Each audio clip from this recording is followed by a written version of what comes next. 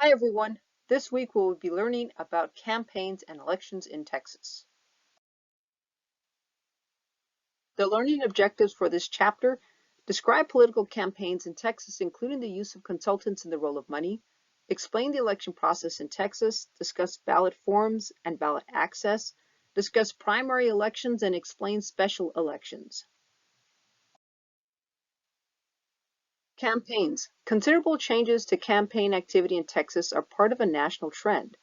Early campaigns consisted of candidates engaging directly with citizens, making speeches, often pandering to the populace to garner votes. Today, candidates for office rely on all forms of media to promote name recognition and their messages.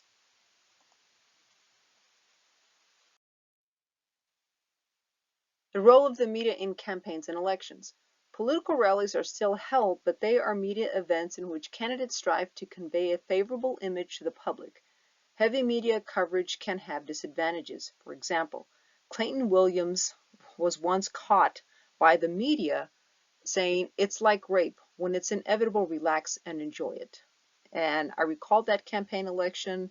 Once that statement came out from the media, he pretty much lost the election.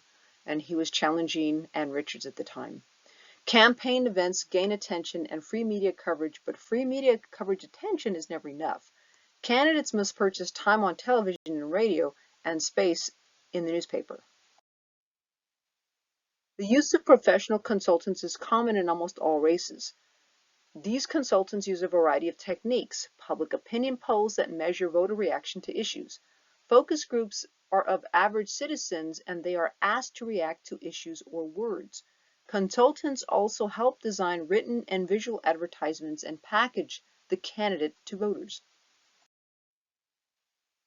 Media advertising. Professional consultants and a full-time paid campaign staff increase the cost of running for state office. Statewide office races can be quite costly. The amount is increasing with each election cycle. Most of the money comes from political action committees or PACs, which clearly want something for the contributions. The business sector makes up a significant majority of the total PAC campaign contributions. This slide provides you a conceptual look at the total donated money in state campaigns from 2010 to 2018.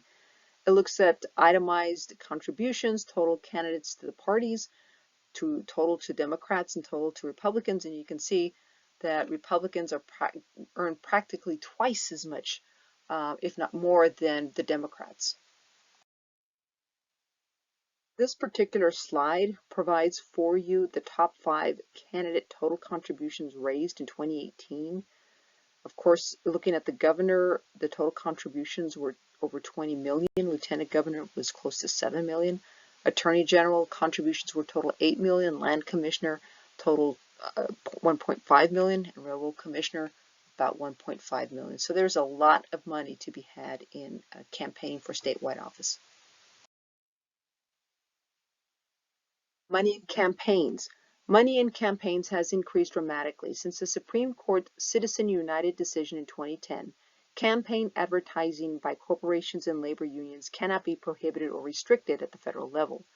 Money from PACs buy access to officials, and it has potential to buy the official vote. Candidates sometimes loan themselves money, but the law limits the amount a candidate can collect to retire personal campaign debt. Regulations in Texas is limited to requiring all candidates and PACs to file reports with the State Ethics Commission. Of the election process. Elections occur at regular intervals as determined by state and federal laws. All states conduct elections on 2-year cycles. The date for electing members of Congress and the president is the first Tuesday after the first Monday in November of even-numbered years. Texas holds general elections every 2 years. In non-presidential years, voters elect candidates to statewide offices. Every 2 years, voters also elect all 150 members of House members, 1/2 of the members of the Senate, and several others. Ballot forms. Each county in Texas decides the ballot form and the method of casting the ballot. Texas counties formerly used paper ballots with a party column format. with candidates listed by party and office, which encourages straight ticket voting. Since 2008, all counties in Texas have used electronic voting systems. Most computer ballots are in office block format, listing the office followed by the candidate's party. Though straight ticket voting has still been possible, it is set to be eliminated in Texas in the beginning of September 2020. Ballot access to the November general election. Candidates must meet criteria established by state law. Each state has its own unique set of requirements which prevent a list of candidates from being unreasonably long. The Texas Election Code specifies 3 ways for names to be on the ballot. Independent and third-party candidates. An independent candidate appears on the ballot without a political party designation. In Texas, a candidate must file a petition with a specified number of signatures for statewide office. 1% of the votes cast for governor in the past general election.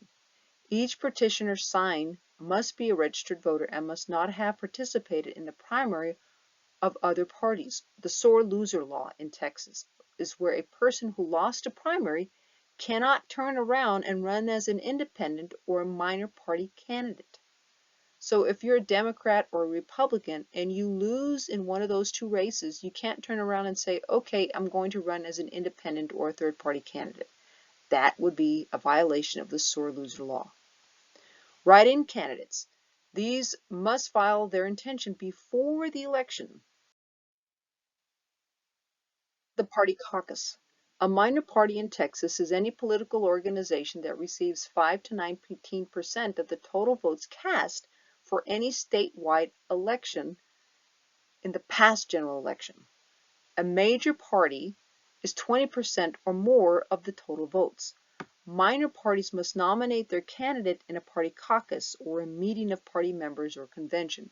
Major parties, such as the Democrats and Republicans, must nominate their candidates in a primary election.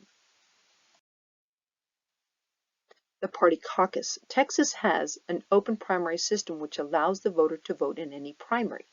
Semi-open primary systems is where voters can vote in either primary, but are then considered declared for that party, limiting the voter in a number of ways. Although Texas does have an open primary system, it is commonly labeled as having a semi-open system because of certain restrictions. While attending a primary, voters can choose a ticket and pick only from the candidates in that party.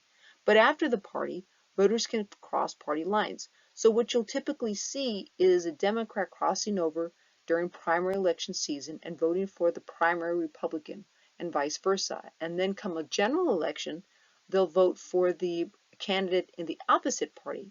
It's very typical voting behavior. In a closed primary system currently used in 9 states, voters declare their party affiliation when they register, and they vote only in the primary of their party registration. Semi-closed primary elections is where voters can change their party registration on election day.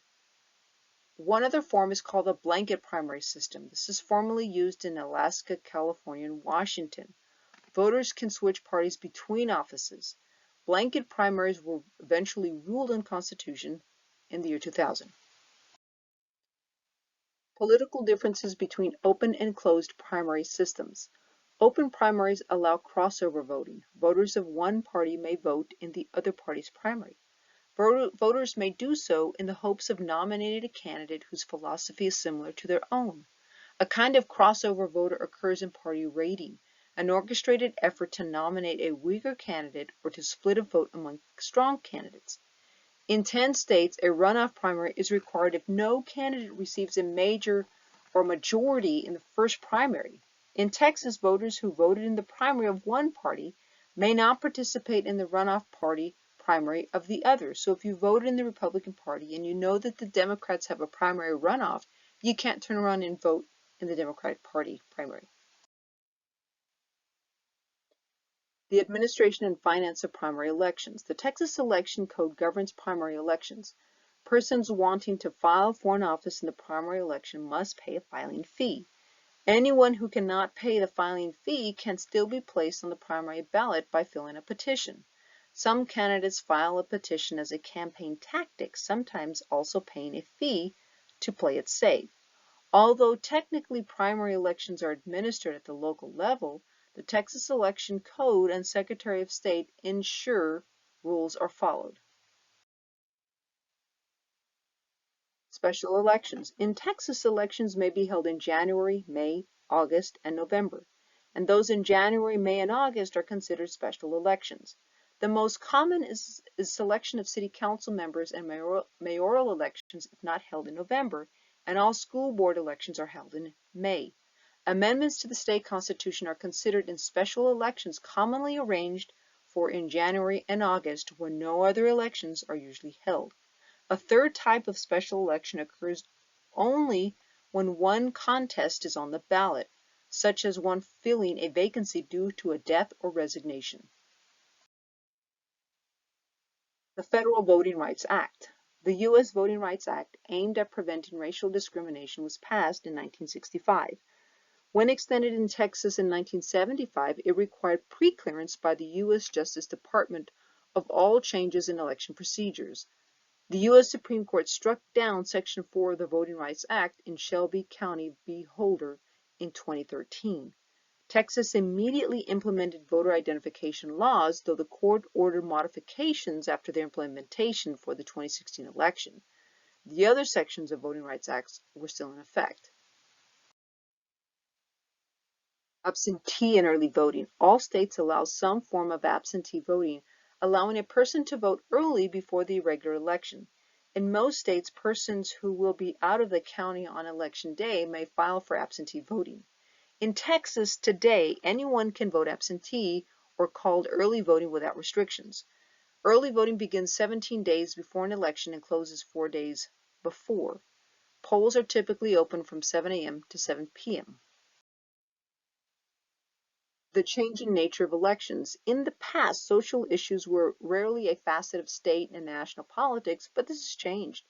Issues such as abortion, gay rights, women's rights, gun control, the environment, and healthcare dominate. The importance of social issues contribute to the partisan nature of politics today. Most of the time, neither side will compromise. 3 other significant changes define the changing nature of elections. The first are labor unions that have declined as a voice in elections. The second are Catholics and mail votes that have migrated to the Republican Party because of issues such as abortion and gay rights. The 24-hour news cycle and the internet have also changed the way campaigns are run and often have undue influence on the outcome of elections. So the conclusion. The rules governing elections have an impact on who is elected and on the policies enacted by the government. As in other states, campaigns in Texas have become media affairs dominated by political consultants, targeted advertising, and money. The electoral process in Texas is dominated by the Anglo population. Most citizens choose not to participate politically.